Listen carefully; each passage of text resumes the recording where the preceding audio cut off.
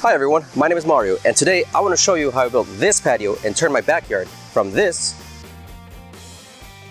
to this.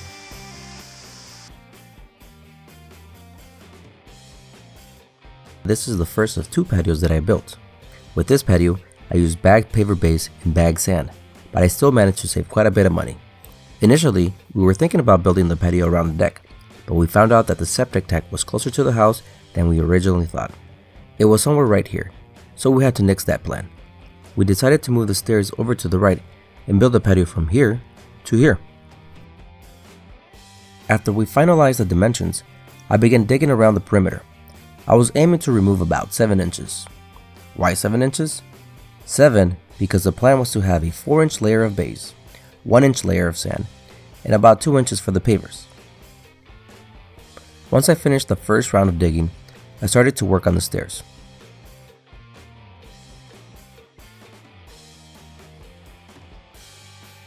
To break the concrete pad, I hit it with a sledgehammer and then used a pickaxe to separate the pieces.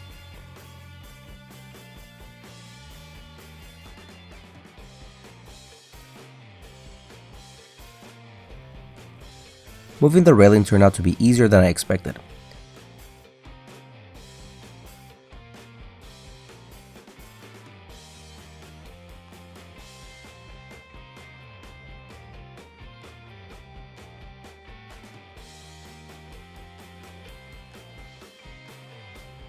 I cut and pried off the top plate and then pried off the railing.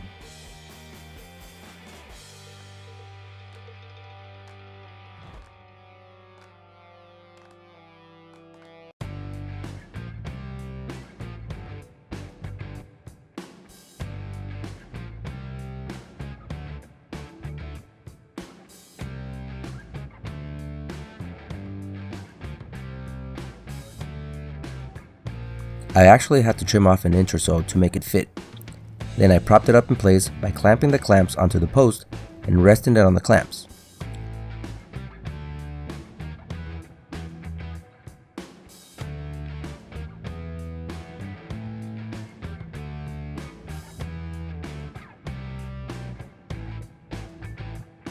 To secure it, I used screws and then I went back to finish breaking up the concrete pad.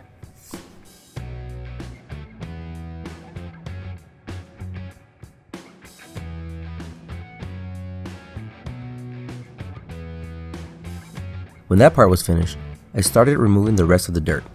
My yard already slopes away from the house, so I used the same grade for the patio.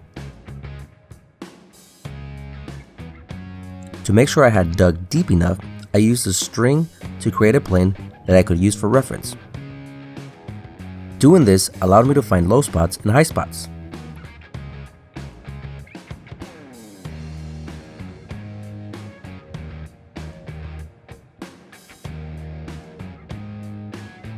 It is important that this layer is as compact as possible, so regardless of which compacting tool you use, make sure this layer is solid before you add the rock base.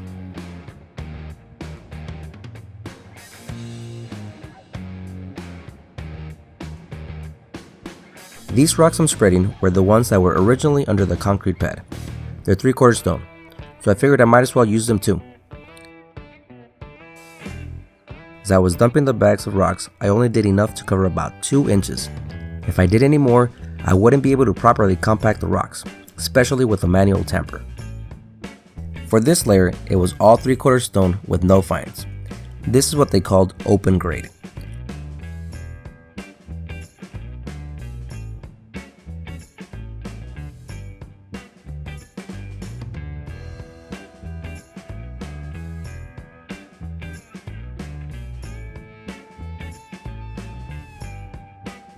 After spreading it with the rake, I tamped it back and forth from one end of the patio to the other.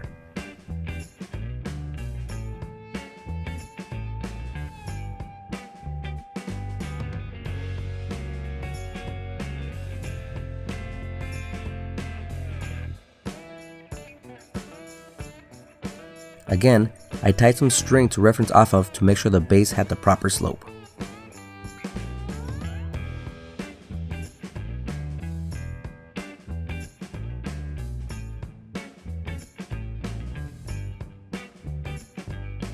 The rest of these rocks were spread around and tapped in the same way I did with the first layer. Now, this open grade base layer is about 4 inches thick. I could have added the layer of sand, but I decided to add an inch of regular paver base. Because I was only doing a thin layer, I used the PVC pipes to screed the base. I also made sure it was consistently level across the length of the patio by using a flat board and level.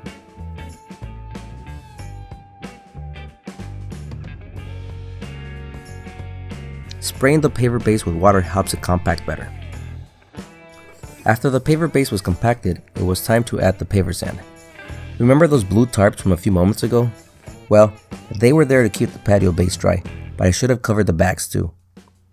Those sandbags are not waterproof and all the sand got wet. Sure, it looks like sludge, but I was still able to screed the sand and it worked out just fine. I just didn't record the first row I completed, but I will show screeding shortly. I also made sure the patio was squared by using the 3-4-5 method. The outer perimeter was laid in the soldier course pattern and the inside pavers were laid at a 45-degree herringbone pattern. It helps to use a speed square to make sure the pavers are laid at the correct angle.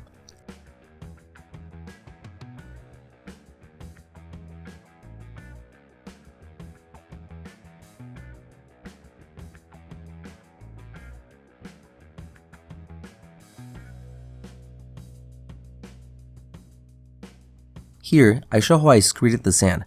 I used the rake to spread the sand liberally around the PVC pipes and then used the flatboard to pull back while going side to side, but staying on the pipes to prevent divots on the sand. When I was laying the pavers, I brought it up against the adjacent paver, then lowered it into place, avoiding dragging it on the sand because that could also make the paver sit uneven. When all the uncut pavers were laid in place, I secured them using paver edging and metal spikes. I used a regular wood blade to cut the edging because it's made out of plastic.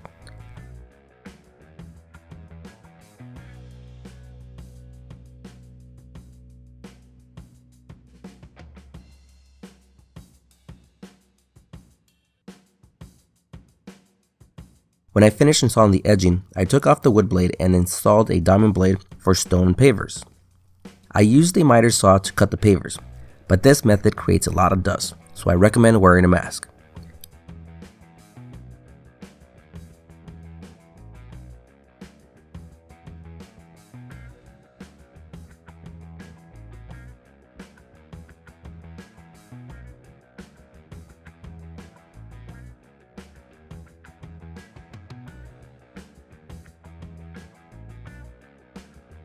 I went around the perimeter until it was time to cut the corner pavers.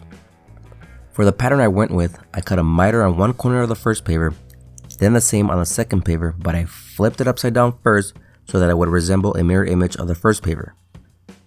After I cut them, I reassembled them into a different configuration. After all the pavers were cut and laid, I tamped them with a tamper to set them in place, then a second time after sweeping polymeric sand between the pavers. The second tamping allows the polymeric sand to fall deeper into the gaps and will create a better seal between the pavers.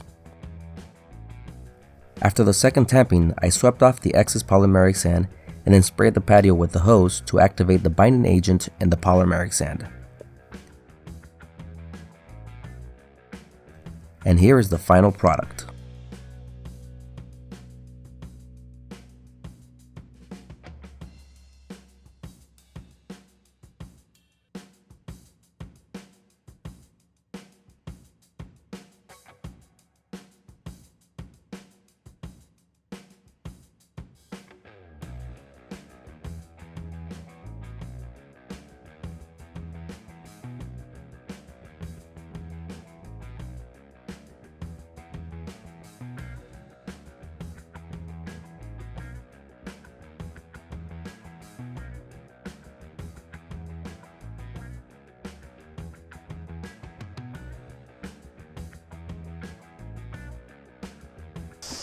Thanks for sticking around. If you like what you saw, please don't forget to like, comment, and share. And if you haven't already done so, please don't forget to subscribe. That way you don't miss any future episodes. Thanks. See you next time.